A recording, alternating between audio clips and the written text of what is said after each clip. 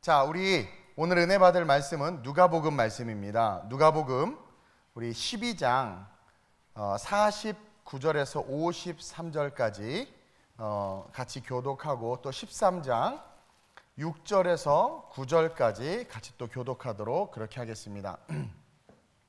누가복음 12장 49절에서 우리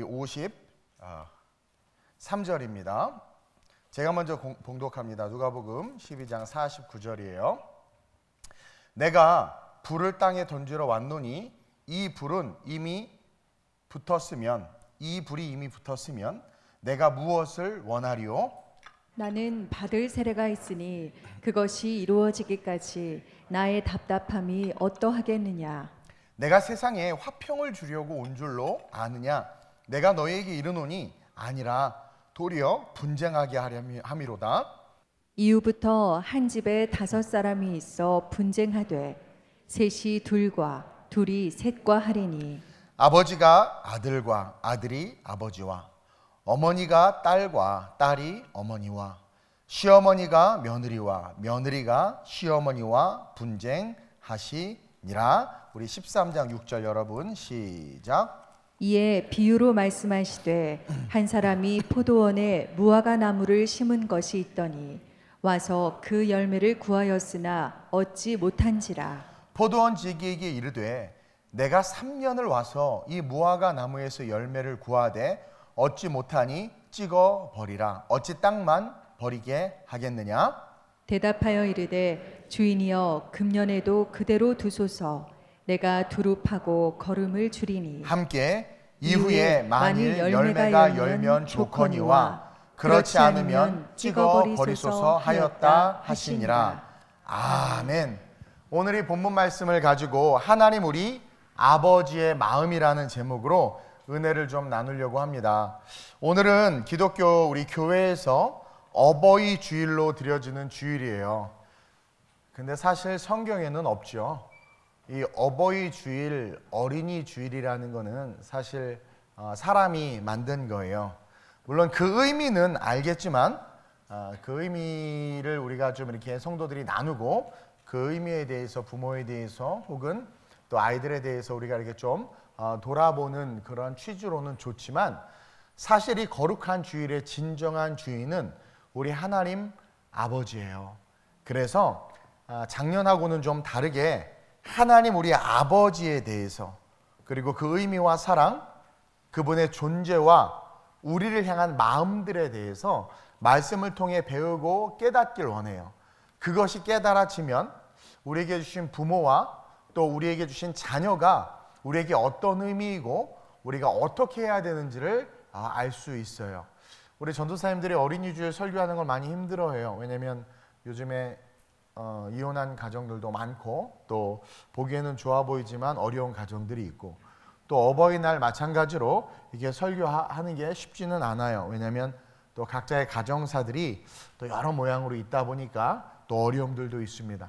그러나 그 모든 것이 하나가 돼서 축복으로 바뀌기를 원한다면 우리는 우리 하나님 아버지에게 집중해야 돼요. 그래서 우리 아버지 되시는 하나님의 뜻대로 세워지는 저와 여러분들의 가정 되시길 주님의 이름으로 소망합니다. 예수님은요, 공생의 기간 3년 동안 저자 직강으로 천국 복음에 대해서 선포하셨어요. 그분의 모든 복음 선포는 천국을 향하고 있어요. 왜냐하면 그게 가장 중요하기 때문에. 3년 내내 우리 주님이 하신, 예수님이 선포하시고 설교하신 말씀은요, 다 천국에 대한 이야기예요. 그리고 이 사복음서, 마태마가 누가 요한복음에 나오는 모든 비유는 천국에 대한 거예요. 천국. 복음서는 오직 예수 그리스도를 통해서만 해석되어져야 하고, 이 사복음서는, 그리고 해석되어진 이 복음서가 가리키는 곳, 그 방향은 바로 천국이에요. 그래서 이 말씀과 함께 저와 여러분들이 첫째로 깨달아야 되는 게 뭐냐면, 첫째로 우리는 마지막 때에 대해서 분명히 알아야 돼요. 저와 여러분들이 하나님, 우리 아버지예요. 저와 여러분들의 진정한 아버지는 하나님이신데, 그 하나님 아버지의 마음을 정말 정확하게 알길 원한다면 마지막 때에 대해서 분명히 알아야 돼요.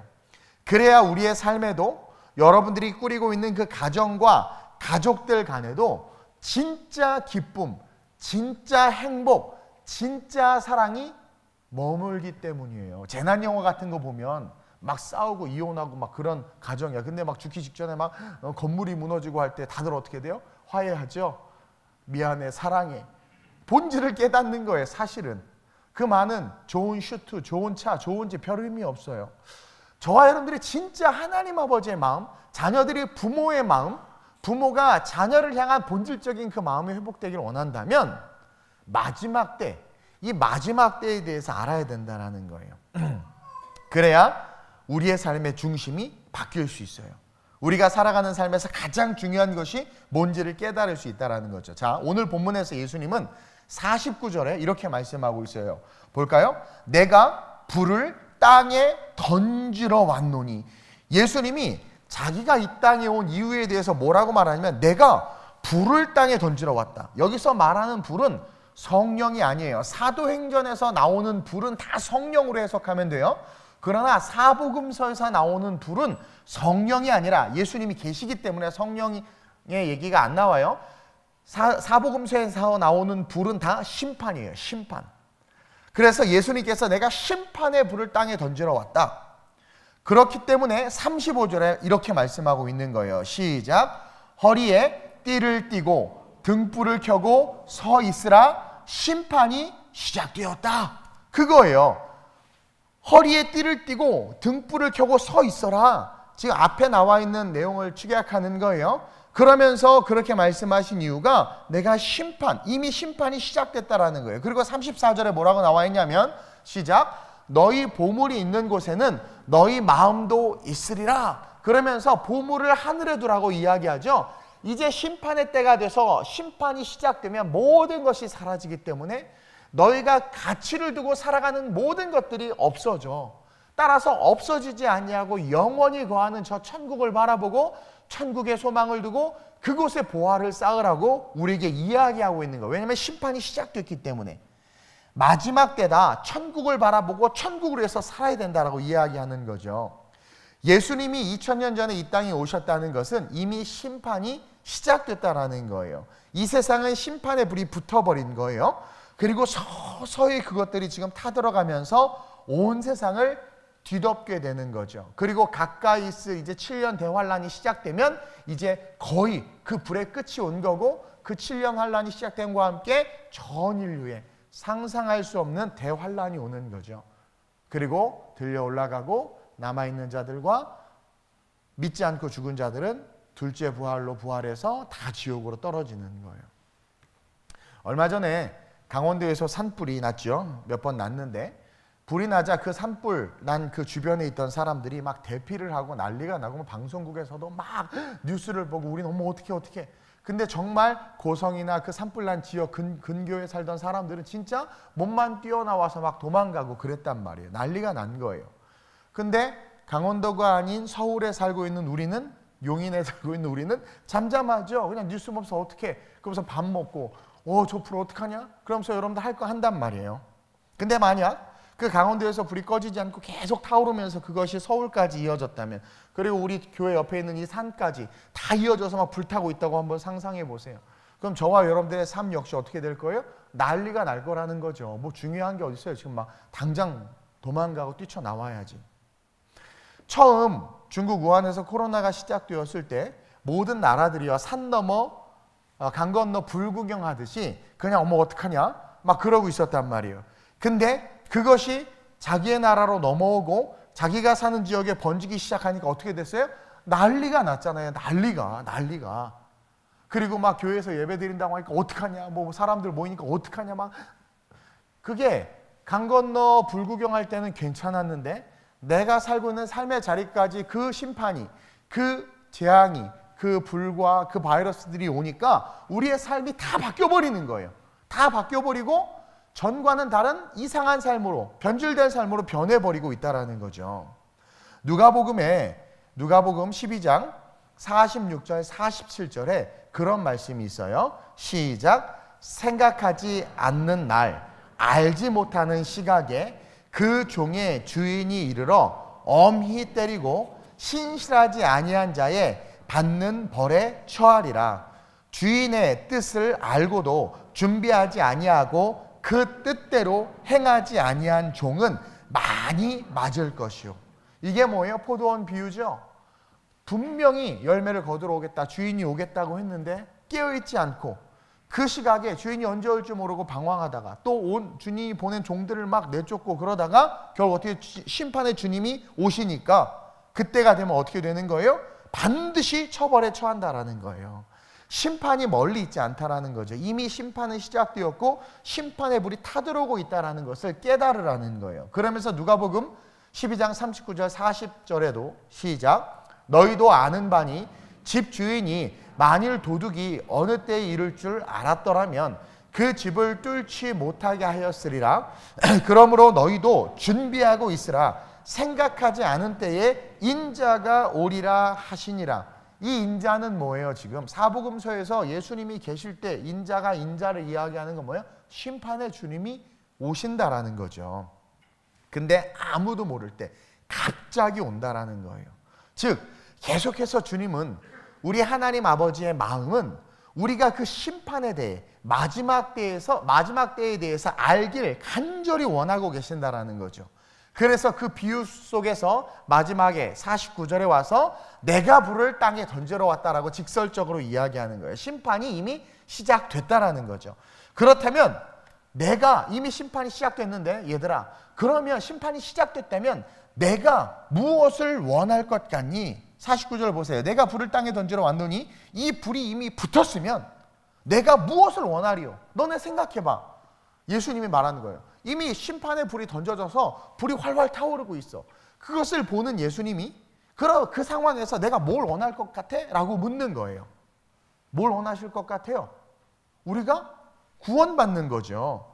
그래서 이어서 우리에게 희망의 메시지를 주시는데 그게 50절입니다. 50절의 시작이 이렇게 되죠. 나는 받을 세례가 있으니. 예수님이 원하시는 게 있기 때문에 자기가 받을 세례가 있다라고 말하는 거예요.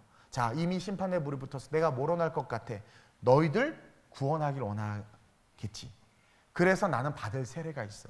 여기서 말하는 받을 세례는 뭐예요? 십자가를 말하는 거예요. 물에 들어가는 세례가 아니라 십자가를 뜻하는 거예요. 십자가를 져야 된다는 거예요. 그 십자가를 져야 심판의 불이 너희의 삶에 다다랐을 때 내가 너희를 건질 수 있으니까.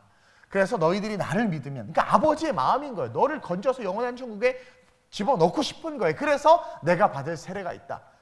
그래서 너희들을 위해서 내가 십자가 짐으로 말미암아 너희가 나를 믿어서 내가 너희를 영원한 천국에 이르게 하기를 원치 않겠느냐라고 이야기하는 거예요. 그 십자가를 알고 믿고 붙잡는 것이 아까 읽은 허리에 띠를 띠고 등불을 켜고 서 있는 것이며 천국에 소망을 두고 사는 삶이라는 거예요. 그러한 삶을 우리로 하여금 살라고 지금 이야기해 주고 계시는 거죠.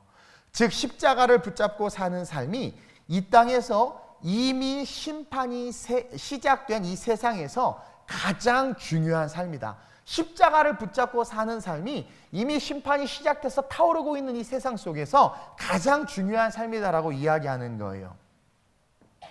어버이 주일인데 우리는 인간의 부모에게 잘해야 한다라는 인본주의적인 설교를 하고 그런 이야기를 듣는 게 아니라 내 사랑하는 부모와 가족들에게 십자가를 알리고 전해야 한다라는 그 임박한 심판에 대한 간절한 마음이 이 주일날 우리에게 있어야 된다라는 거예요. 여러분들의 부모님 또는 친인척들이 믿지 않을 때, 형제자매들이 믿지 않음에도 우리는 별로 그것에 개의치 않아요. 왜? 고성에만 불이 난 거예요. 저 중국에서 이제 막 바이러스가 퍼졌는데 우리나라에 오겠어? 임박한 심판과 임박한 진노에 대한 그런 어떤 긴박함이 없는 거죠. 그러니까 믿지 않고 예수를 몰라도 그냥 우리는 그냥 그렇게 살아가고 있는데 주님은 뭐예요? 그것을 견디실 수 없는 거예요. 그래서 답답해 하시는 거예요. 우리에게 그 십자가를 설명해 주시는데 주님이 지시는 그 십자가는 뭐라고 이야기하냐면 평화가 아니라 분쟁이라고 가르쳐주고 있어요. 예수님이 내가 너희를 위해서 무엇을 하리요?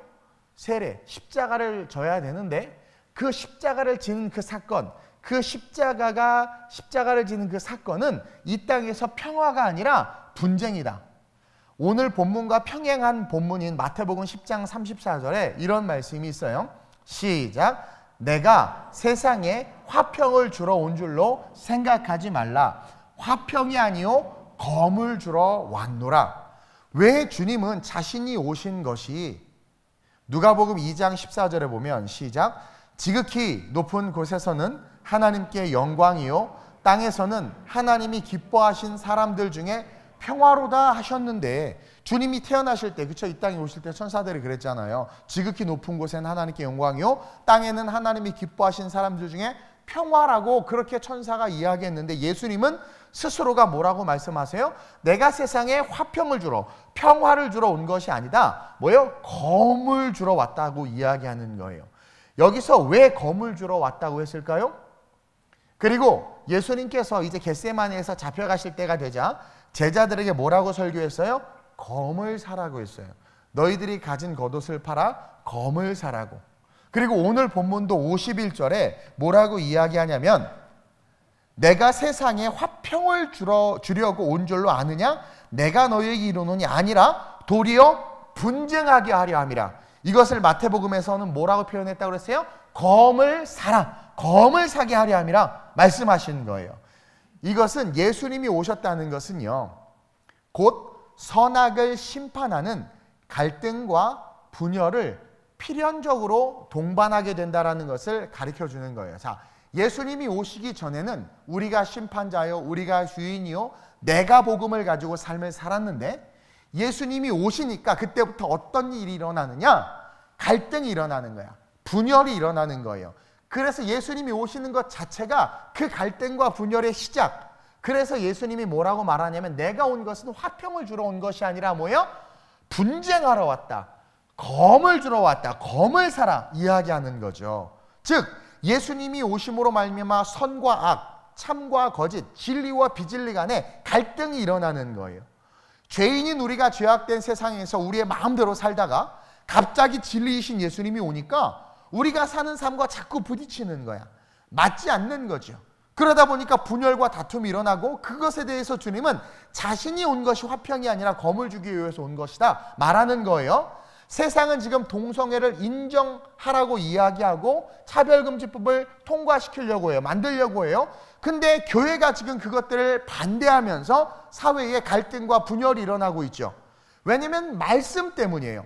우리가 오신 예수님을 알고 남녀로 가정을 이루신 성경의 세계관과 복음을 알기 때문에 저거는 아닌 거죠. 근데 예수가 오지 않고 우리가 말씀을 갖지 않았다면, 이스라엘처럼 구약에만 머물러 있다면 이것에 대해서 그렇게 민감하게 반응하지 않을 거예요. 지금 전 세계 수많은 종교가 통합, 단일 종교를 만들려고 하고 있어요. 근데 유독 기독교만, 아니 뭐 러시아의 정교회든 뭐 로마 카톨릭이든 불교든 뭐 다양한 이슬람이든 모여서 회의하고 너무나 보기 좋은 거야. We are the world. 전 세계 이제 우리는 하나다. 그러면서 야, 이게 너무나 얼마나 아름답냐. 세상 사람들 그것을 아름답다고 이야기하잖아요. 근데 우리는 그것을 견디지 못하고 잘못됐다. WCC는 잘못됐다. 종교통합은 아니다. 막 그러면서 따지는 이유. 분쟁을 일으키고 갈등이 일어나고 분쟁하는 이유가 뭐예요? 예수만이 유일한 구원자이기 때문인 거예요. 그러니까 진리를 알고 있기 때문이라는 거죠. 당시에 바리새인들은요, 예수님을 싫어했어요. 그리고 대제사장과 서기관들이 예수님을 잡아 죽이려고 했단 말이에요. 왜 그랬어요? 자기네들이 옳다고 여기는 것을 예수님이 틀렸다고 말하는 거야. 자신들이 죄인으로 여기는 세리와 창기를 예수님 막 제자로 받아들여. 그들과 밥을 먹어. 율법에서 안식일날 일하지 말라고 그랬는데 예수님은 막 안식일날 사람을 고치는 거야. 그러니까 제사장들과 서기관들과 바리새인들이 싫은 거야. 자기네들이 갖고 있던 기득권, 자기네들이 만든 인간의 종교적인 룰 속에서 편안하게 자기 소견에 좋을 대로 살다가 진리이신 예수님이 딱 오시니까 그때부터 갈등이 일어나는 거죠. 세상은 왜? 아니 목사님, 그리고 교회는 이상해요? 왜? 아니 착하게 살고 나쁜 짓 안 하고 정말 선하게 살다 죽었는데 왜 지옥 가요, 그런 사람들이? 그리고 살인자나 엄마 지갑에서 10,000원 훔친 사람이나 똑같이 죄인이고, 그리고 태어나자마자 죽은 아기도 지옥 간다고 말하는 거 너무한 거 아니에요? 그거는 뭐예요? 우리의 도덕과 상식 속에서 하는 말이죠. 근데 그것에 대해서 우리 기독교는 뭐래요? 아, 지옥 간다라는 거야. 그건 잘못됐다라는 거예요. 왜냐하면 우리는 분명한 진리를 알고 진리 안에 있기 때문에 세상에서 말하는 것들과 자꾸 갈등이 일어나는 거예요.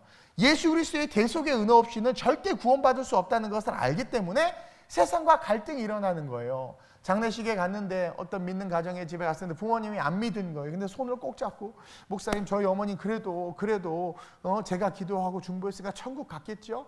그래서 교회 간 적이 있어요. 신앙 고백 하신 적이 있어요. 그랬더니 그러진 않아도 우리 어머님 너무 착하게 사셨어요. 남한테 해코지 하나도 안 하고요. 정말 저희 어머님 너무나 착하고 있는 거 다 베풀고 선을 행하고 그렇게 사셨어요. 천국 가겠죠? 참 말하기 힘들어요. 근데 우리의 대답은 뭐예요? 아니라는 거예요. 예수 그리스도를 구주로 고백하지 않으면 천국 못 가요. 마지막 심판이 쏟아지면 그 심판 가운데 어떻게 돼요? 지옥으로 던져진단 말이에요.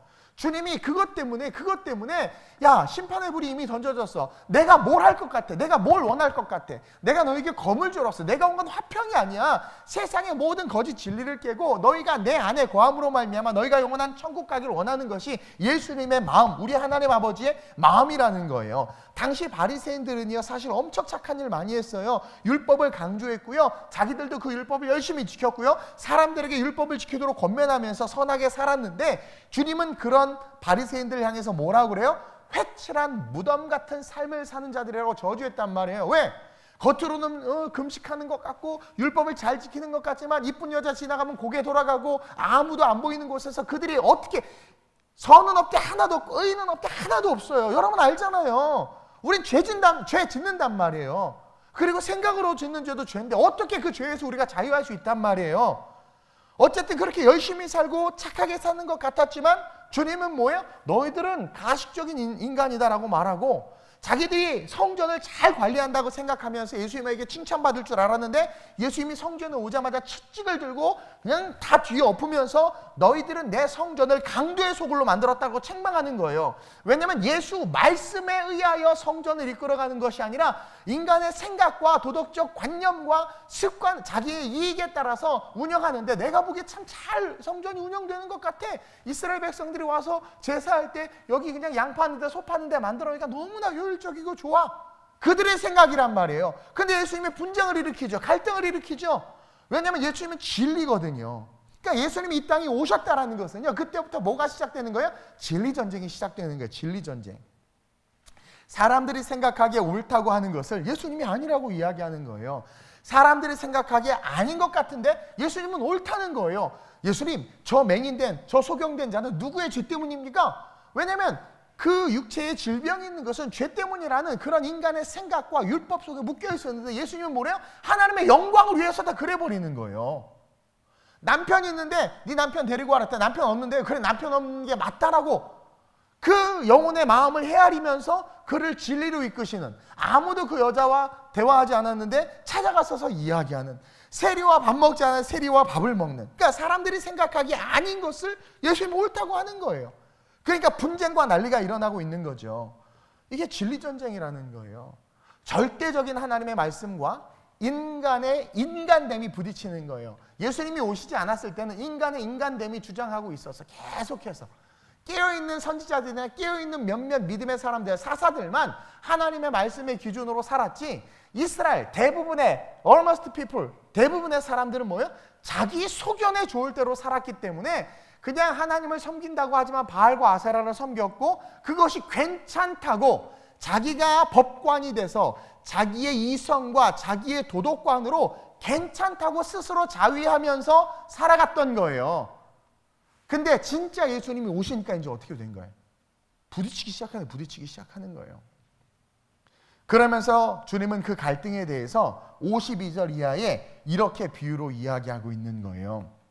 보세요. 내가 분쟁하려 함이로다 오신 것이, 그러면서 52절 53절 시작. 이후부터 한 집에 5사람이 있어 분쟁하되 셋이 둘과 둘이 셋과 하리니 아버지가 아들과 아들이 아버지와 어머니가 딸과 딸이 어머니와 시어머니가 며느리와 며느리가 시어머니와 분쟁하시니라.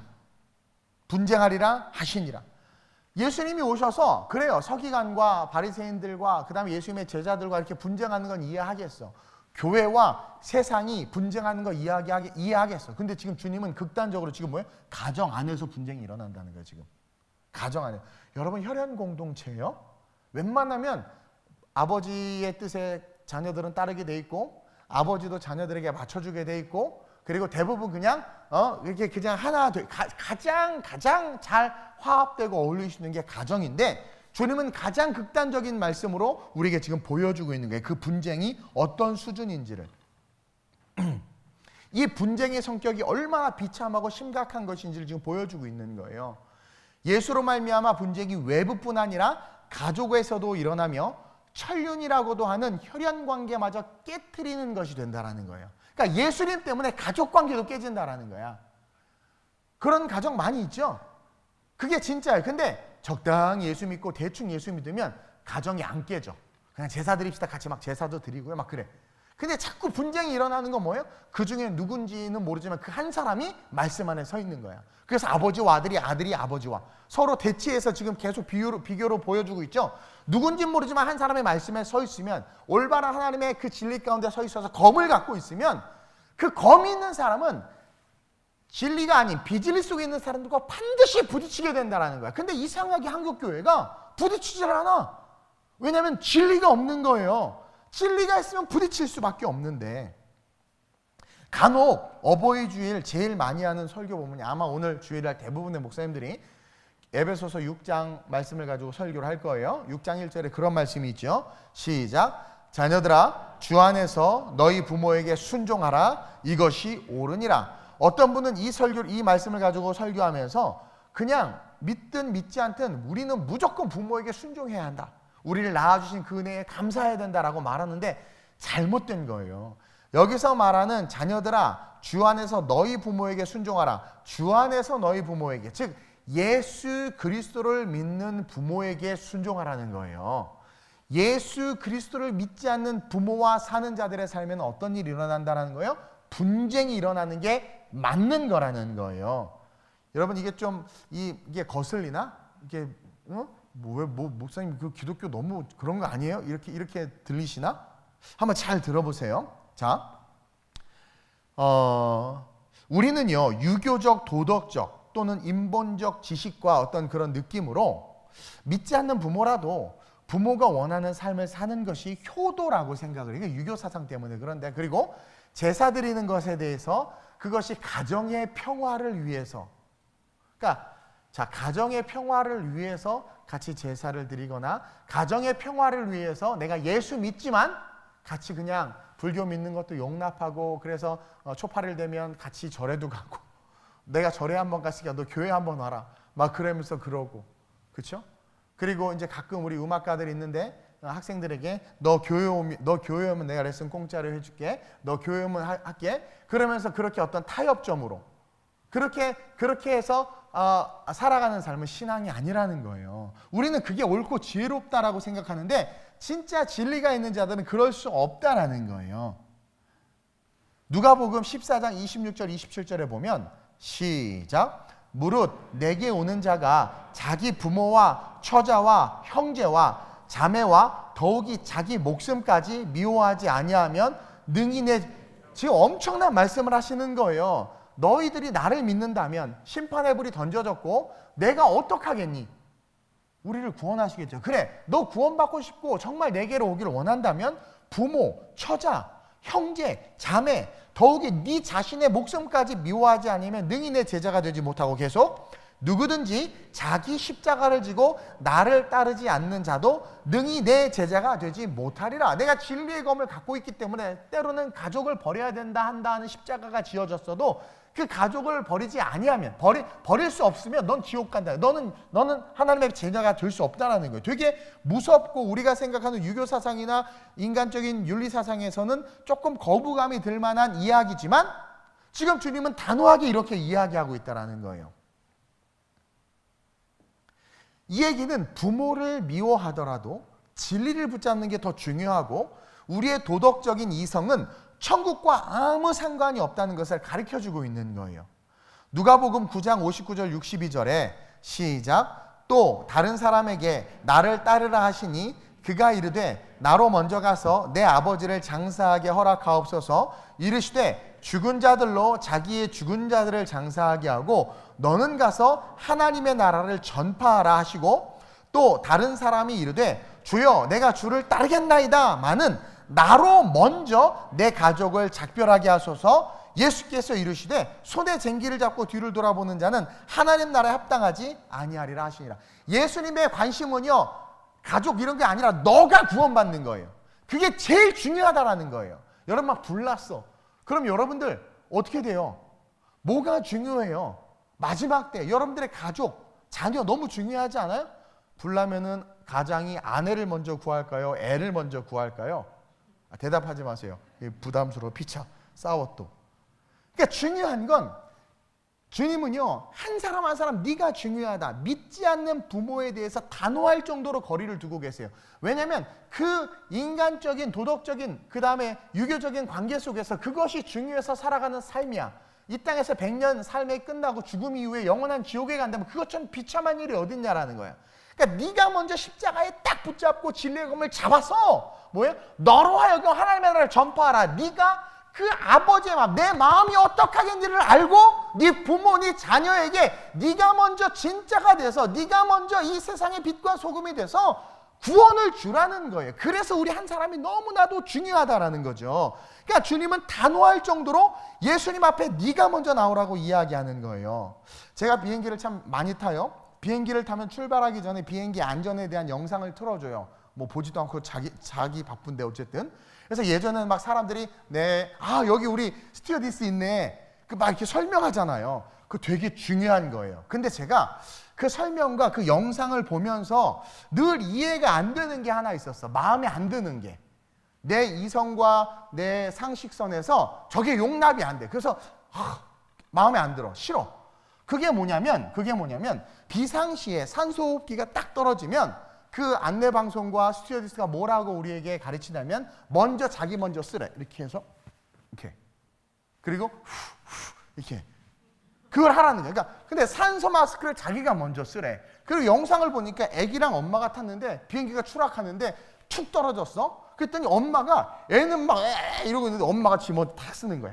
이게 얼마나 비도덕적이야. 애가 지금 막 이러고 있는데 나는 그래서 정말 내가 크리스찬이었음에도 불구하고 난 그 광고가 그게 마음에 안 들었어. 이해가 안 됐어요. 여러분도 그러지 않아요? 자기가 먼저 쓰고 여성이나 노약자, 가족들을 씌워주라는 거예요. 아니 약자부터 돌봐야지. 그래 안 그래요? 이주영 선생님 그래 안 그래? 약자부터 설아부터 씌워야 되지 않아? 연세 많으신 우리 어머님부터 씌워드려야 되지 않아요? 우리 권사님들하고 EMTS를 또 갈지 안 갈지 모르겠는데 그럼 나는 우리 권사님부터 씌워드릴 생각을 하고 있었어. 근데 아니라는 거야. 아니라는 거야.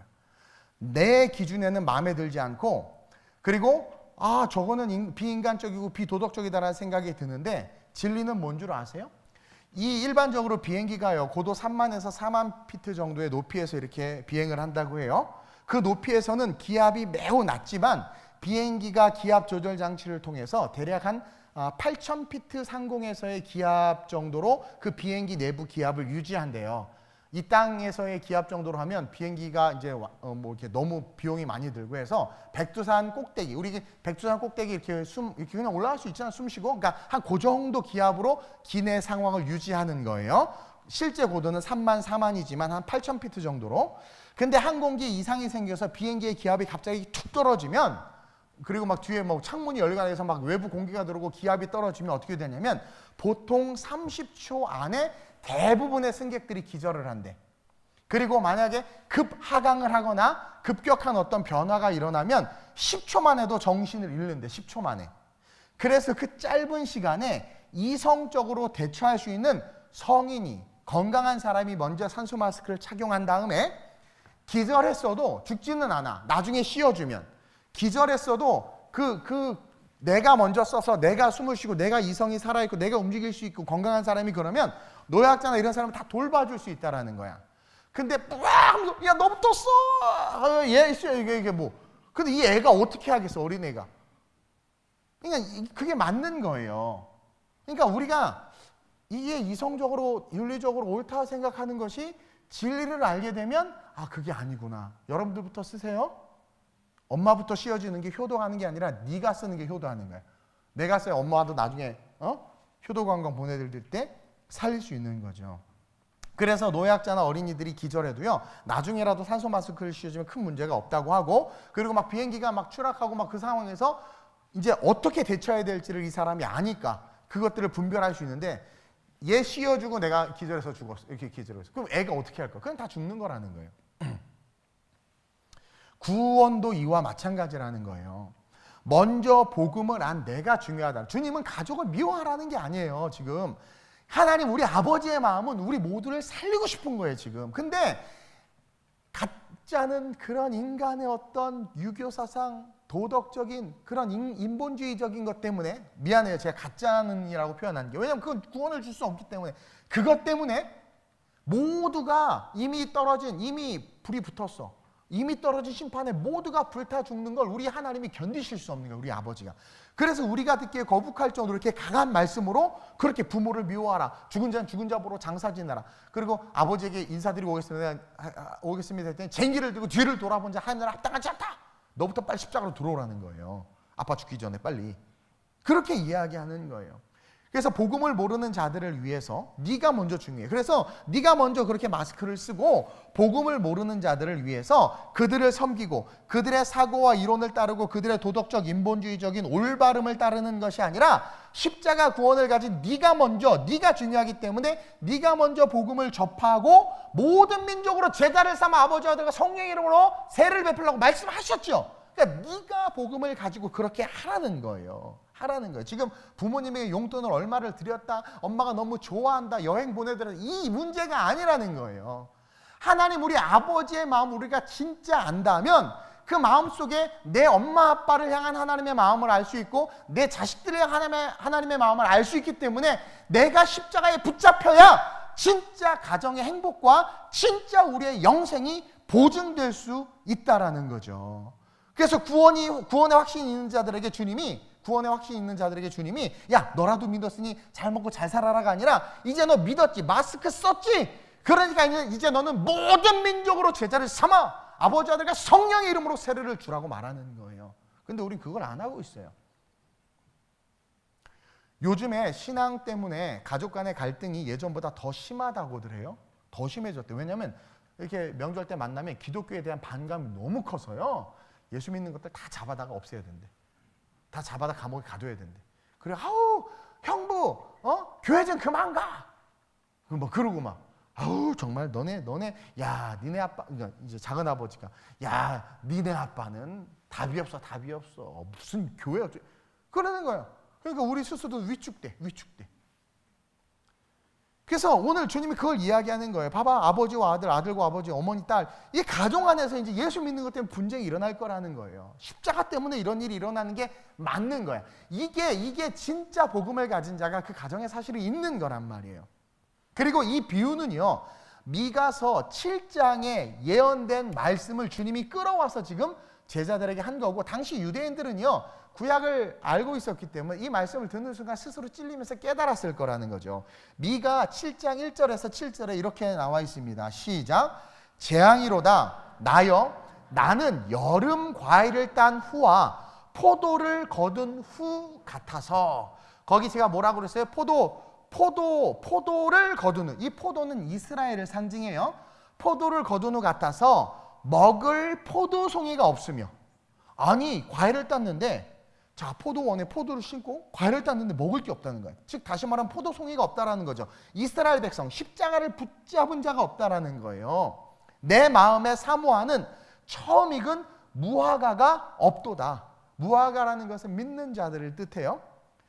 계속 시작. 경건한 자가 세상에서 끊어졌고 정직한 자가 사람들 가운데 없도다. 이게 뭐냐면 십자가를 붙잡고 갈등을 일으키는 자들이 없다는 거야. 말씀 중심의 삶을 사는 자가 없다라는 거야. 그러니까 술에 물 탄 듯, 물에 술 탄 듯 복음이 희석화되고 올바른 분명한 프린시플, 원칙과 말씀 안에 올바르게 서서 세상에 분쟁을 일으켜서 그들로 하여금 예수에게로 이끌 수 있는 바울과 같은 자들, 믿음의 사람들이 없다라는 거죠. 계속 무리가 다 피를 흘리려고 매복하며 각기 그물로 형제를 잡으려 하고 두 손으로 악을 부지런히 행하는도다. 믿는 자, 교회를 무너뜨리고 믿는 자들에게 그냥 분쟁과 갈등을 일으킨다라는 거예요. 계속 그 지도자와 재판관은 뇌물을 구하며 권세자는 자기 마음의 욕심을 말하며 그들이 서로 결합하니, 이게 뭐냐면 인본주의, 내가 복음이다, 교만, 오만, 이성과 지성으로 자기 스스로를 우월하다고 말하는 자들이 많은 거예요. 그들의 가장 선한 자라도, 보세요, 그들 지도자와 재판관들, 그리고 또 그런 많은 인본주의자들, 그들 중에서 가장 선한 자라도 가시 같고 가장 정직한 자라도 찔레 울타리보다 더하도다. 그러니까 선과 정직이 사라졌다라는 거야. 그들 중에서 정말 선하다고 말하는 그들조차도 뭐예요? 뇌물, 불의, 그리고 정말 의롭다는 자들, 그들 중에 정말 저 사람 의롭다는 자들도 딱 만나서 들춰보면 그 안에 온갖 더럽고 추악한 게 가득. 그러니까 의인은 없대, 하나도 없는 거예요, 여러분. 뭐 그 인도의 성자가 누구예요? 간디가 위대할 것 같아요? 부처가 뭐 이렇게 뭐 여러분들 생각에 막 도덕 성인군자 그럴 것 같아요? 아니요. 우리와 속은 끊임없는 분쟁과 갈등이 일어나요. 우리 인간은요, 의로울 수가 없어요. 그래서 보세요. 그들의 파수꾼들의 날, 곧 그들 가운데 형벌의 날이 임하였으니, 심판, 오늘 본문에 이미 붙은 불이라고 되어 있는 불, 종말의 때, 그때 임하였으니 이제 그들이 요란하리로다. 난리가 나는 거예요. 계속 시작. 너희는 이웃을 믿지 말며 친구를 의지하지 말며 내 품에 누운 여인에게라도 내 입의 문을 지킬지어다. 세상 따라가지 말고, 세상의 이론 따라가지 말고 신앙 고백 지키라는 거예요. 신앙 고백. 친구, 이웃 믿지 말고 의지하지 말고 품에 누운 여인이라도, 자기야 내일 절에 가자, 아내가 말해도 가지 말라는 거예요. 아들이 아버지를 멸시하며 딸이 어머니를 대적하며, 지금 시대잖아요. 딸이 어머니를 대적하며, 요즘에 가정부로 엄청나죠. 며느리가 시어머니를 대적하고, 요즘에 시어머니들이요 꼼짝을 못한대. 어머, 며느리님 오셨어요. 막 그러면서, 제가 우리 며느리님 잘해드릴게요. 우리 아들 밥 좀 잘 챙겨주세요. 용돈 안 줘도 돼요. 30만 원 받으면 여기 60만 원이에요 며느리님.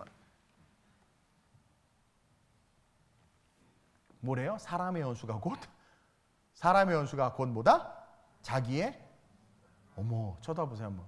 이야, 진리전쟁이라는 게, 진리전쟁. 이것을 미가서의 말씀을 주님 갖고 와서 해석해서 이야기해 주는 거예요. 오직 나는 여호와를 우러러보며 나를 구원하시는 하나님을 바라보나니 나의 하나님이 나에게 귀를 기울이시리로다. 하나님만 보라는 거죠. 미가 선지자가 말하는 거예요. 그래서 주님은 49절에 이 불이 이미 붙었다. 그러면 내가 뭘 원할 것 같니? 얘들아, 묻고 있는 거예요. 심판의 불이 이 땅에 떨어졌어. 고성에서부터 계속 지금 우리가 살고 있는 용인 동백까지 오고 있어. 그렇다면 여러분 뭘 주님이 원하실 것 같냐라는 거예요. 사랑하는 가족들과 형제들에게 분쟁이 일어나더라도 우리는 뭐예요? 복음을 전해야 된다는 거예요. 50절에 그것이 이루어지기까지 나의 답답함이 어떠하겠느냐. 50절 보세요.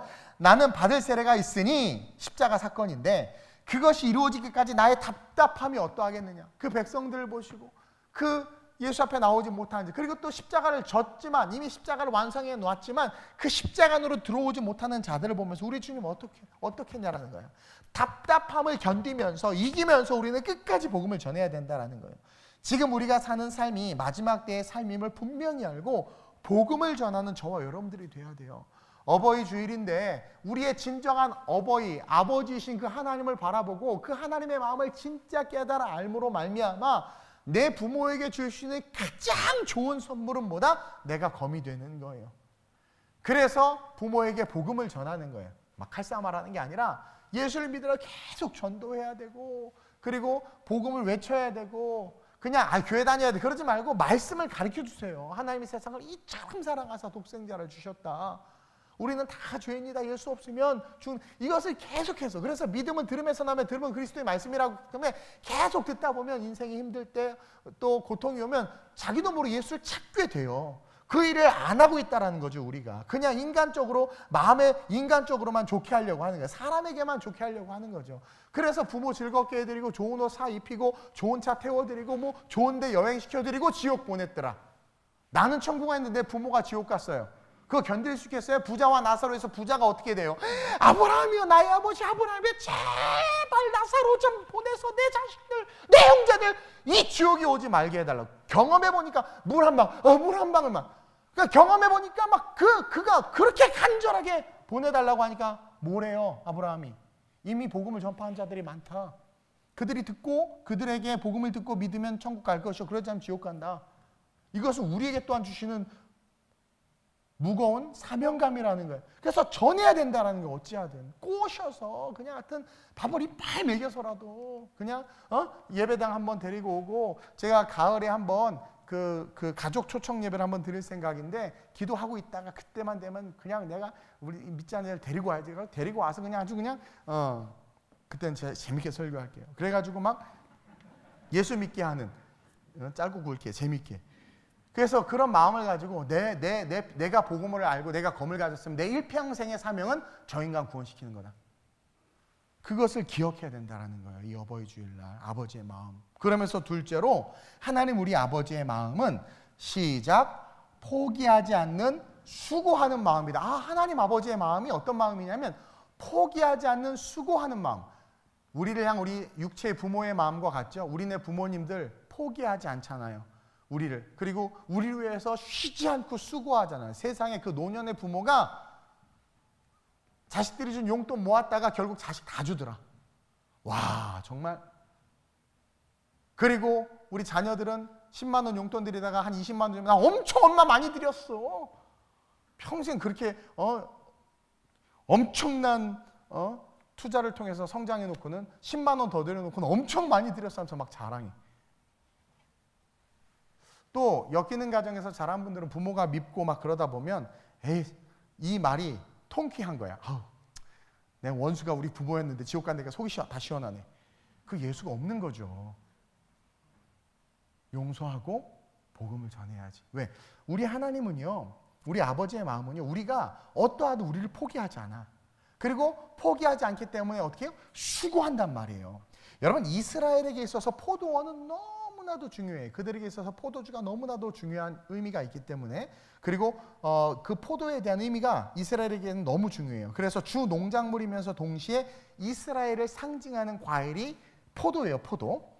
근데 그 포도원에, 오늘 두 번째 본문을 보니까 포도원에 이상하게 지금 주인이 무화과를 심었어. 신기하죠? 6절에 보니까 13장 6절에 이에 비유로 말씀하시되, 한 사람이, 하나님이에요. 한 사람은 포도원에 무화과 나무를 심어. 왜 그랬을까요? 포도원에 무화과 나무를 심어. 너무나 중요한데 이 포도원과 포도를 안 심어. 가끔 뉴스를 보면 뭔가 이렇게 심었는데 갑자기 밭을 갈아엎고 다른 것을 심었다라는 그 뉴스들을 보죠. 왜 그러냐면 작황이 좋지 않거나 기대한 만큼의 수확과 수익이 좋지 않을 때 주인이 그렇게 해요. 이것처럼 이 이야기는 뭐냐면 이스라엘이 실패했다는 걸 보여주는 거야. 좋은 포도원을 만들고 좋은 포도나무를 심었는데 그 포도나무에서 주님이 열매를 못 맺어. 걔네들이 들포도 열매를 맺는 거야. 그러니까 주인이 열받아가지고 밭을 갈아엎어버렸어. 원래는 포도원이야. 그래서 싹 밀어버리고 거기다가 다시 새로운 소망을 가지고 뭐예요? 무화과 나무를 심은 거예요. 대체작물로서. 대체작물로. 즉 포도에서 열매를 얻지 못해서 쓸어버리고 무화과를 심고 이제 무화과에서 열매를 좀 얻어볼까 했더니 무화과도 열매를 못 맺고 있는 거야. 열매를 구할 수는 얻지 못한 거죠. 결론적으로 말하면 포도원은 이스라엘을 상징하고 포도나무는 유다 백성을 상징하는데, 이들이 하나님을 의지하며 살아가는 삶이 아니라 자기 자신을 의지하고 자기 이성을 의지하고 세상을 의지하고 살아가다 보니까 하나님이 원하시는 열매가 안 맺히는 거야. 안 맺히는 거야. 그래서 쓸어버리고, 구약 쓸어버리고, 이제 신약에 무화과 나무를 가져다 심었는데 그들도 역시 자기들을 의지하고 자기 자신이 신이 돼서 살아가니까 하나님이 원하시는 열매를 못 맺는 거예요. 바리새인과 서기관들이. 그래서 오늘 이 본문은 사람이 하나님의 형상을 잃어버리고 자기의 뜻대로 살아가면 결국 하나님이 원하시는 열매를 맺을 수 없고 구원받을 수 없고 찍혀 결국은 불에 던져진다. 근데 이 본문 속에서 뭐예요? 이미 이스라엘이 실패했고 믿는 자들이 실패했지만 하나님은 그곳에 또 다른 나무를 심고 또 다른 나무를 심으면서 뭐예요? 수고를 계속하고 있다라는 거야. 열매를 맺을 때까지. 우리가 부모에게 아무리 잘하고 자식들에게 아무리 잘해도요, 여러분들이 부모와 자식에게 구원 줄 수 없어요. 그 잘해주고 잘 산 삶이 절대로 구원을 줄 수 없다는 거예요. 그러니까 하나님의 형상을 잃어버리고 잘 사는 삶은 그 삶이 아무런 의미가 없어져요. 불이 났더니 어떻게 돼? 그 좋은 집이고 차고 뭐고 그냥 자기 목숨 구하느라고 정신 없는 거야. 그래서 그러면 살았다. 그거로 그렇게 안도하고 안심해. 그리고 나서 이제 불이 다 꺼지고 소강 상태가 되면 그제서야 아이고 내 재산. 근데 계속 불 타고 있을 때는 산 것만 해도 너무 감사한 거지. 인간이 그렇게 간사해요. 하나님 없이 이 땅에서 사는 모든 것들은 결국 실패할 수밖에 없다. 이것을 이해하게 하는 거고, 이 이야기를 할 때 유대인들은 다 알아들었어. 하나님이 원하시는 열매를 맺어야만 구원받을 수 있다는 거. 이사야 5장 1절에서 4절입니다. 시작. 나는 내가 사랑하는 자를 위하여 노래하되 내가 사랑하는 자의 포도원을 노래하리라. 우리 주님 기대하는 마음으로 우리를 사랑하셔서 아담과 하와를 만드시고 에덴 동산 좋은 포도나무를 만들었단 말이에요. 그러면서 우리로 하여금 하나님을 찬양하게 하고 하나님이 기뻐했단 말이에요. 계속 내가 사랑하는 자에게 포도원이 있으며 심이 기름진 사내로다. 땅을 파서 돌을 제하고 극상품 포도나무를 심었도다. 이스라엘이죠.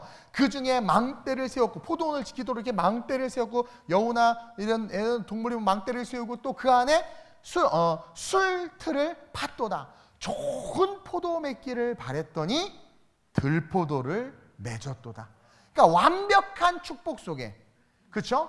교회를 주시고 예수를 주시고 성령을 주셨음에도 하나님이 우리의 삶 속에서 하나님이 원하는 포도 열매를 못 받는 거예요. 우리가 무슨 포도 열매를 내요? 들포도, 먹을 수 없는 포도, 그런 포도를 내는 거예요. 완벽한 삶 속에서도 먹을 수 없는 포도, 다시 말하면 구원받지 못하는 삶을 살아내고 있는 거예요. 지금 완벽하게 울타리를 쳐주고 망대를 세워주고 그렇게 기름진 돌밭을 다 제거해주고 그렇게 아름답게 우리의 삶을 하나님께서 돌보고 계시는데도 불구하고 뭐예요? 구원받을 수 없는 삶을 살아가고 있다는 거죠. 예루살렘 주민과 유다 사람들아, 구하노니 이제 나와 내 포도원 사이에서 사리를 판단하라. 너 내가 이렇게 했지. 너네 결과가 있지. 한번 네가 사리를 한번 판단해봐. 생각해. 옳고 그름 판단해봐. 내가 내 포도원을 위하여 행한 것 외에 무엇을 더할 것이 있느냐? 완전하게 줬단 말이에요. 예수 그리스도를. 내가 좋은 포도 맺기를 기다렸거늘 들포도를 맺으면 어찌됨 인고. 그러니까 하나님이 원하시는 방법대로 말씀대로 뜻대로 살지 않는 거예요. 복을 주시고 좋은 직장을 주시고 내 삶이 잘 되게 하신 것에 있어서 감사함으로 더욱더 하나님을 위해서 살아야 되는데 우리는 뭐야? 육신의 소욕을 위해서 살아가고 있다는 거죠. 이사야 5장 7절이에요. 시작. 무릇 만군의 여호와의 포도원은 이스라엘 족속이요 그가 기뻐하시는 나무는 유다 사람이라. 그들에게 정의를 바라셨더니 도리어 포악이요 그들에게 공의를 바라셨더니 도리어 부르짖음이었도다. 여기서 공의와 그 정의는 도덕과 윤리를 말하는 게 아니에요. 아버지의 뜻이에요. 말씀대로. 다시 말해서 하나님의 형상을 잃어버린 우리의 모습을 보여주고 있는 거예요. 예수를 믿고 복음을 가졌다고 하는데 우리 안에 하나님의 형상과 모양이 없는 거죠. 그냥 큰 소리치고 우리가 위대하다고 떠들지만 하나님 없는 우리의 삶의 끝은 비참해질 수밖에 없다. 그래서 주님은 다시 한번 유대인들과 우리에게 기회가 있다는 것을 오늘 본문을 통해서 보여주고 있어요. 누가복음 14장 8절이죠. 오늘 본문에. 자, 열매를 못 구했어요. 7절에 보니까 포도원지기에 이르되 내가 3년을 와서 이 무화과 나무에서 열매를 구하다 얻지 못하니 이것도 다 찍어버려. 이 무화과도 다 갈아엎어버려. 어찌 땅만 버리게 하겠느냐? 그런 거예요. 그러자 8절에 시작. 대답하여 이르시되 주인이여 금년에도 그대로 두소서 내가 두릅하고 거름을 주리니. 이 과원지기는 누구냐면 예수 그리스도죠. 하나님이 이제 심판의 벌로 다 죽인다고 하니까 예수님이 다 가로막는 거예요. 그러면서 뭐라고 말하냐면 주인이여 금년에도 제발 그대로 두세요. 내가 두릅하고 거름을 줄 거라는 거죠. 작년에 부모님 전도 못했으면 자녀들 전도 못했으면 올해 전도해야 돼요. 그게 우리 주님의 마음이에요. 7절을 한마디로 말하면 우리는 죽어 마땅한 존재인데 8절에 과원지기가 딱 개입하면서 죽이지 말라는 거야. 예수님이 내가 열매 맺게 하겠다는 거야. 그러면서 주인에게 하는 말이 그대로 두소서. 이게 헬라어로는 아피엠이라는 단어인데 이 아피엠이라는 단어가 용서하다, 버려두다, 그대로 두다, 사하여 주다 그런 뜻이에요. 근데 이 아피엠이라는 단어를 예수님이 십자가에서 딱 한 번 쓰셨어. 누가복음 23장 34절인데 시작. 이에 예수께서 이르시되 아버지 저들을 사하여 주옵소서 자기들이 하는 것을 알지 못함이니이다 하시더라. 그들이 그의 옷을 나눠 제비 뽑을 때 예수님의 옷을 뺏고 홍포를 입히고 가시멸망하시고 막 그럴 때 그 얼마나 열받겠어요. 근데 예수님이 뭐라고 그래요? 아피엠이 하나님 쟤네들이 지금 자기네들이 무슨 일을 하는지 몰라요. 그냥 잠깐 그대로 두세요. 잠깐 그대로 두세요. 그러니까 예수님이 곧 하나님이잖아요. 그 아버지의 마음을 우리가 읽을 수 있어야 돼. 이 어버이 주일날 끝까지 우리를 사랑하지. 자기를 쳐 죽이는데도 이게 우리 부모, 인간의 부모도 그러잖아요. 자식이 막 별의별 짓을 하고 막 악한 짓을 해도 내 새끼 제일 예쁘다고 그러고 착하다고 그러고 내 잘못이라고 그러고 자기가 십자가 지잖아요. 그게 인간의 부모잖아요. 우리 하나님 아버지도 마찬가지예요. 그래서 아피엠이 그대로 두세요. 그대로 그러면서 자기가 두릅하고 거름을 주겠다는 거야. 여기서 이 거름이라는 것은 죽음을 뜻하는데요. 즉 예수 그리스도가 무덤에 들어가서 3일간 계시는 거야.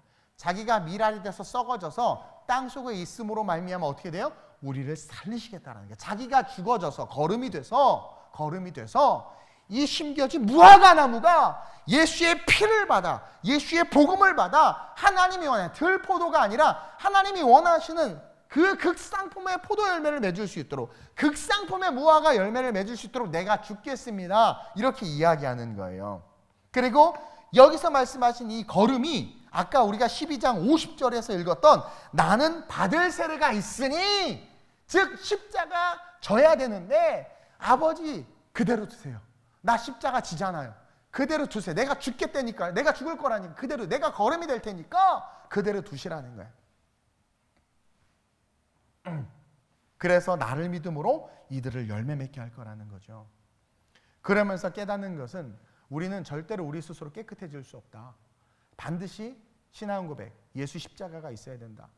우리는 우리의 부모와 자녀들에게 가장 귀한 선물인 이 예수 그리스도를 마치 예수님이 그대로 두셔서 스스로가 거름이 되어 죽음으로 우리를 살리신 것 같이 우리 역시 이 어버이 주일을 맞이해서 아버지 하나님의 마음을 알고 내가 거름이 돼서 부모를, 내가 거름이 돼서 자녀를, 내가 거름이 돼서 여러분들 돈 때문에 싸우고 빌려줬다 안 갚아서 미운 그 형, 누나, 오빠, 언니, 아주모, 고종, 사촌부터 시작해서 다 내가 거름이 돼서 그들에게 어떻게 해야 돼요? 복음을 전해야 된다.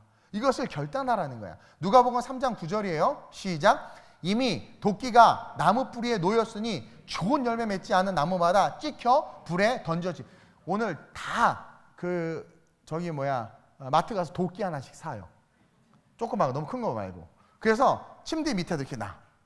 그래서 이렇게 봐. 어머 오늘 남편 전도해야 되겠다. 재미가 없어 뭘 해도. 이미 도끼가 나무 뿌리에 놓였어. 이제 찍어버려. 하나님은 우리 찍어버리라고 하죠. 무화과 나무도 실패했어. 작황이. 찍어버리라고 하는데 그대로 죽었어. 지금 여러분 이미 불이 던져졌다니까요. 따라서 우리는 열매 맺게 하기 위해서 최선을 다해야 돼. 예수님의 걸음, 그 십자가를 통해서. 예레미야 2장 21절에서 23절이에요. 시작. 내가 너를 순진한 참 종자 곧 귀한 포도나무로 심었거늘 내게 대하여 이방 포도나무에 악한 가지가 되면, 이게 우리의 삶이에요. 지금 이방 포도나무의 악한 가지. 세상의 온갖 이론을 교회 안으로 다 갖고 들어오잖아요. 말씀을 가지고 나가는 게 아니라. 그러면서 뭐예요? 주 여호와의 말씀이라 네가 잿물로 스스로 씻으며 네가 많은 비누를 쓸지라도 내 죄악이 내 앞에 그대로 있으리니. 우리가 아무리 깨끗하게 살고 착하게 살고 도덕적으로 막 착하고 막 그래도 뭐예요? 오리지널신 원죄, 네 죄악이 네 앞에 그대로 있다.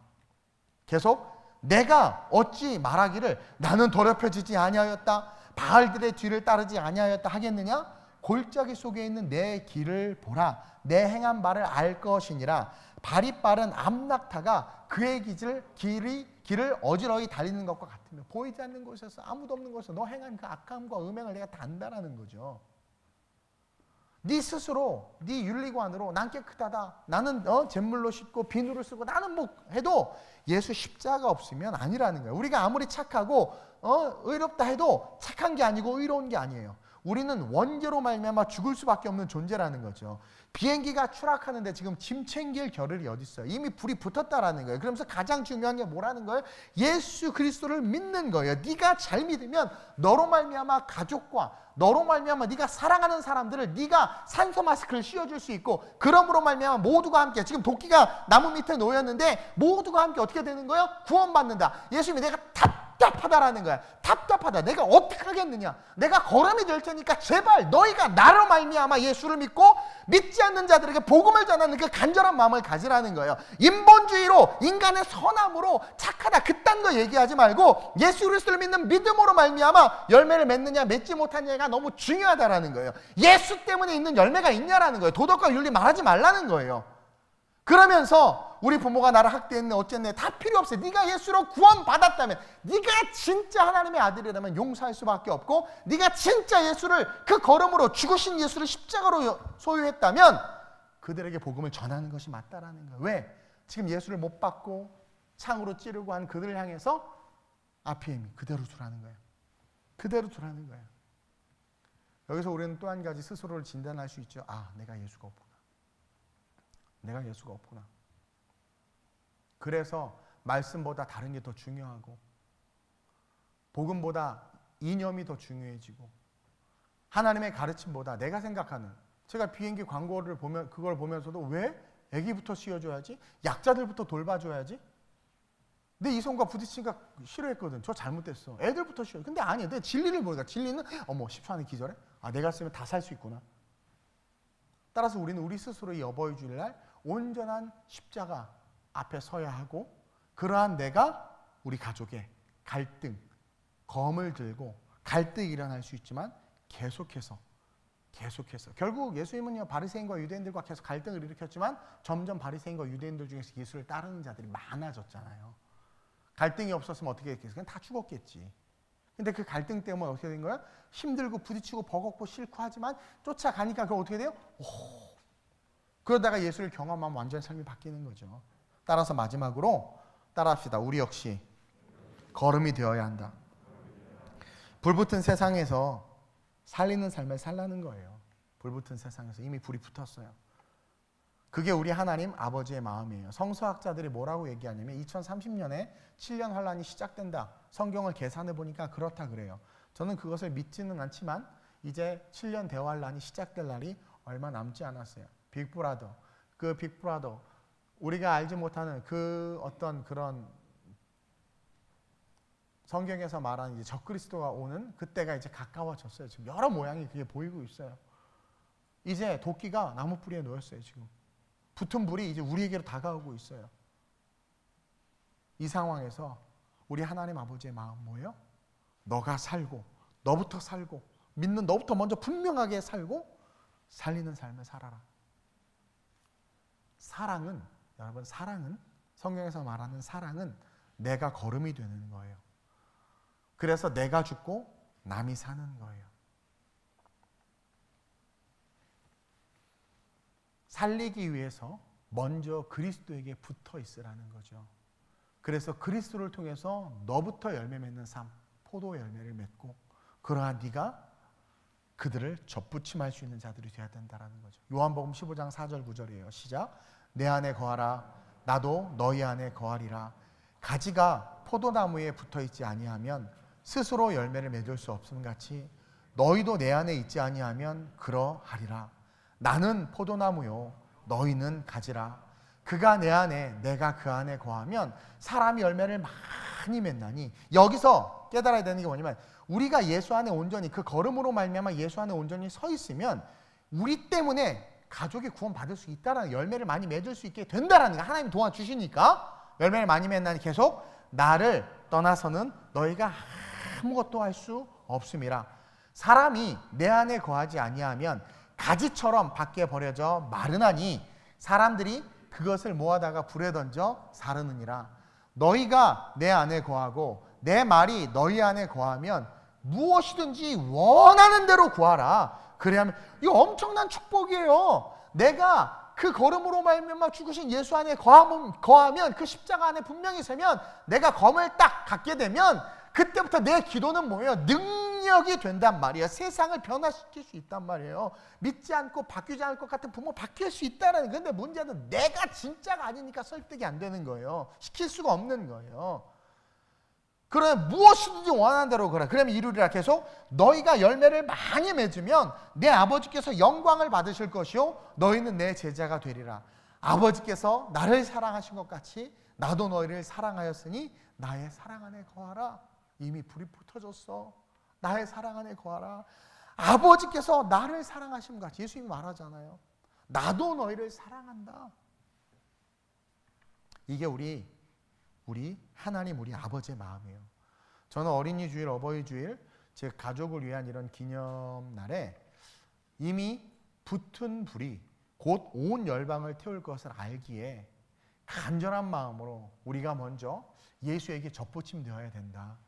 이것을 좀 깨닫고, 저도 예전에는 뭐 어버이 주일, 뭐 어린이 주일 그렇게 하든 그 인간이 만든 절기 설교가 제일 힘들어. 6월절에 이거 설교할 게 너무 많아. 성경을 해석하면 돼. 근데 이 어린이날, 어버이날은 인간이 만든 거고 교회가 그냥 가족적인 관점에서 이렇게 선한 영향력으로 이렇게 좀 이렇게 하는데 사실 성경적은 아니에요. 그래서 고민을 좀 많이 했고 어린이날 설교도 죽 써가지고 이건 진짜 내 스타일 아니다. 뭐 그러고 있었는데 마음 가운데 하나님께서 아버지의 마음, 하나님 우리 아버지의 마음, 그것을 나누라는 마음에 감동을 준 거죠. 이미 불이 붙었어요. 점점 타오르고 있어요. 여러분들 가족들이 그 불에 지금 다 죽게 생겼단 말이에요. 그들이 예수 그리스도를 믿을 수 있도록 우리가 걸음이 되어야 된다는 말이에요. 이 어버이 주일을 맞이해서 주님을 선물합시다. 부모님에게 또 가족들에게 주님을 선물해요. 주님을 선물합시다. 그리고 하나님 마음에 합한 정말 검을 가진 내가 되어야 되겠다. 그래서 직장에서 교회를 욕하거나 기독교에 대해서 비하하는 발언을 하면 가만히 계시지 마세요. 여러분들이 힘이 없는 것 같지만 베드로와 요한이 산헤들린 공회에 끌려갔을 때 너 왜 그랬니? 심판받고 재판받을 때 그들이 자기도 모르게 입을 열어 말하는 순간 성령께서 지혜로 말하게 하셔서 다 놀라게 하는 것처럼 여러분 진리를 가진 우리가 세상이 기독교를 핍박하고 세상이 세상의 정의를 가지고 기독교를 재단하려고 할 때 그것에 대해서 갈등과 분쟁이 일어나는 것을 또 가족에게 우상을 숭배하고 타종교를 믿는 가족에게 내가 예수를 증거함으로 말미암아 분쟁과 갈등이 일어나는 것을 두려워하지 말고 지금 도끼가 나무 밑에 놓였다니까 불이 붙었다니까요 지금. 그러니까 그걸 두려워하지 말고 어떻게 해야 돼요? 가르쳐 주라는 거예요. 얘기해야 된다는 거예요. 그럴 때 누가 도와주세요? 저가 내 안에 거하고 내가 저 안에 거하면 열매를 많이 맺나니 하나님이 도와주셔서 열매가 맺힌다라는 거야. 그 순간은 싸우고 힘들진 모르지만 그 갈등이 뭐예요? 진리가 드러나는 거거든요. 그럴 때 구원이, 그럴 때 참 축복이 여러분들의 가족들에게 삶의 영역에 임한다라는 것을 기억하면서 아버지, 하나님 우리 아버지의 마음, 수고하는 마음을 절대로 포기하지 아니하고 그대로 두소서. 걸음이 되셨고 이미 불이 던져졌는데 내가 어떻게 할 것 같니? 그 간절한 마음, 우리로 하여금 네가 걸음이 되라 말씀하시는 그 마음. 너희 엄마 아빠에게 네가 걸음이 되고 네 자식들에게 네가 걸음이 되고 너가 먼저 내게 젖붙이파 돼서 하나님의 구원을 이루는 주님 오실 날이 얼마 남지 않았는데 그때 영원한 천국에 거하기 위해서 힘쓰는 그런 네가 되라. 이것을 결단하는, 산소 마스크 나부터 쓰고 이것을 결단하는 저와 여러분들이 되시길 주님의 이름으로 축원드립니다. 오늘 말씀을 기억하면서 하나님 우리 아버지의 마음을 알았습니다. 하나님 우리 아버지의 마음을 알았습니다. 그 포기하지 않고 이미 마지막 때가 임했음을, 임박한 심판의 때가 임했음을 우리가 자각하고 수고하며 쉬지 않는 아버지 하나님의 마음을 받아 걸음으로 내 가족들에게 복음을 전한 내가 되게 해달라고, 가족들을 위해서, 가족들의 영혼 구원을 위해서, 오늘 이 시간 부모님의 영혼 구원을 위해서, 믿지 않는 친인척들과 형제들의 영혼 구원을 위해서 주님의 이름 한번 부르고 나를 써달라고 기도합니다. 주여! 할렐루야. 좋으신 아버지 하나님 감사합니다. 하나님, 기독교에서 어버이날이 있는 주를 어버이 주일로 정해 부모에 대한 그런 사랑과 감사를 나누는 전통을 만들었습니다. 그러나 아무리 부모에게 잘하고 부모에게 감사한다 한다 하더라도 그 감사는 우리의 영혼을, 우리의 부모의 영혼을 구원할 수 없음을 고백합니다. 하나님, 마지막 때가 임박했습니다. 이미 불이 붙었다고 성경은 이야기합니다. 그 가운데 하나님, 우리가 예수 그리스도에게 접붙임 받으여 이 마지막 때에 임박한 진노의 심판을 피하기 위해 믿지 않는 부모와 형제들에게, 가족들에게 우리로 하여금 지금 복음을 전하라고 가장 좋은 선물 예수 그리스도 영원한 생명을 전하라고 오늘 우리에게 말씀 주신 것 감사합니다. 이 말씀 가슴에 새기며 하나님, 분쟁이 일어나는 것을 두려워하지 아니하고 주님께서 아버지와 아들이, 아들과 아버지가, 딸과 엄마가, 엄마와 딸이, 며느리와 시어머니가 그런 갈등이 일어난다라는 것, 그것이 맞다라는 것, 그러나 그 갈등을 통해서 결국 복음이 증거되고 그들에게 영원한 영생이 임할 수 있다라는 것 기억하며 외치라고 말씀하신 것을 믿고 삶의 모든 영역에서 복음을 전하는 자들이 우리 성도들 될 수 있도록 주님 붙잡아 주시옵소서. 언제 우리의 인생의 끝이 올 줄 모릅니다. 그러나 그 끝에 있어서 가장 값진 선물을 지금 우리가 줄 수 있도록, 그리고 받은 그들이 그 마지막 때에 우리에게 받은 이 예수 그리스도의 이 선물이 얼마나 귀한 선물인지를 깨달아라 감사할 수 있도록 주님 우리를 사용하여 주옵소서. 우리가 걸음이 되기를 원하나이다. 우리가 걸음이 되기를 원하나이다. 진정한 본질을, 그 가치를 바라보며 나부터 산소 마스크 쓰고 하나님의 세상을 구원하기 위하여 하나님 주님과 함께 걸어가는 거룩한 제자들, 자녀들 되게 하여 주시옵소서. 하나님, 오늘날 인본주의 신앙이 너무나 많습니다. 모두가 잿물로, 비누로 스스로를 씻어서 스스로 깨끗하다고 생각하며 자기의 선악간의 옳고 그름을 판단하는 게 진리가 돼서 심지어는 말씀도 자기의 생각에 맞지 않으면 튕겨내고, 몇몇 신학자들은 말도 안 되는 퀴어 신학이라는 것을 만들어서 동성애가 하나님의 뜻이다라는 말도 안 되는 자기의 선이, 자기의 진리가 마치 진리인 것처럼 우리를 혼미케 하고 있습니다. 하나님, 우리는 분쟁이 일어나는 걸 원치 않고 다툼을 원치 않습니다. 근데 주님은 분명히 말씀하고 계십니다. 검을 사라고, 검을 사라고. 내가 너에게 화평을 주러 온 것이 아니라 검을 주러 왔다고. 말씀을 사라고, 말씀에 붙잡혀 있으라고. 미혹의 영이 가득하고 종말의 때가 가까이 올수록 사람이 각기 자기 듣기 좋아하는 말을 따른다고 했는데 지금 우리가 살아가는 삶이 그렇습니다. 하나님, 이러한 삶 가운데 우리가 말씀 가운데 온전히 서서 이 땅에 걸음이 되어 우리 사랑하는 가족들로부터 시작해서 예수 그리스도로 말미암아 그들에게 구원을 줄 수 있는 그 통로가 될 수 있도록 주님 우리를 사용하시고 인도해 주옵소서. 우리가 예수에게 접붙임 받는 게 너무나도 중요합니다. 우리 스스로가 먼저 산소 마스크를 쓰게 하여 주옵소서. 이미 불이 붙었습니다. 도끼가 나무 밑에 놓여 있습니다. 하나님, 임박할 그 마지막 때, 그 심판이 가까이 오고 있는데 도대체 우리가 무엇을 하고 있는지요? 우리가 이 땅에서 아무리 선한 것을 부모에게 주고 아무리 착하고 좋은 것을 부모에게 해도 구원받을 수 없습니다. 구원을 줄 수 없습니다. 지금은 분쟁과 갈등이 일어난다 할지라도 복음을 전함으로 마지막 눈 감았을 때 우리의 부모와 사랑하는 자들이 우리가 전해준 복음이 진짜 가장 가치 있는 것이었구나, 세상에 진짜 지옥이 있었네, 어머 내가 천국에 왔구나, 너무나 감사하며 하나님을 찬양하는 그날을 그들이 경험하고 소유할 수 있도록 우리가 걸음이 되어 복음을 증거하게 하여 주옵소서. 오늘이라도 늦지 않았사오니 우리 모든 성도들이 사랑하는 가족들에게 복음을 전하는 문자, 복음을 전하는 메시지, 또 부족한 종의 설교를 하나님 기도하며 보내서 그들의 심령 가운데 작은 요동이 일어나고 작은 갈등과 분쟁이 일어나고 그 틈을 타고 성령이 역사하셔서 예수 믿는 기적이 일어날 수 있도록 우리가 그 일을 감당하게 하여 주옵소서.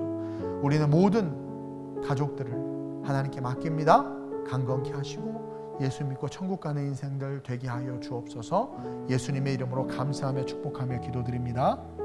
아멘.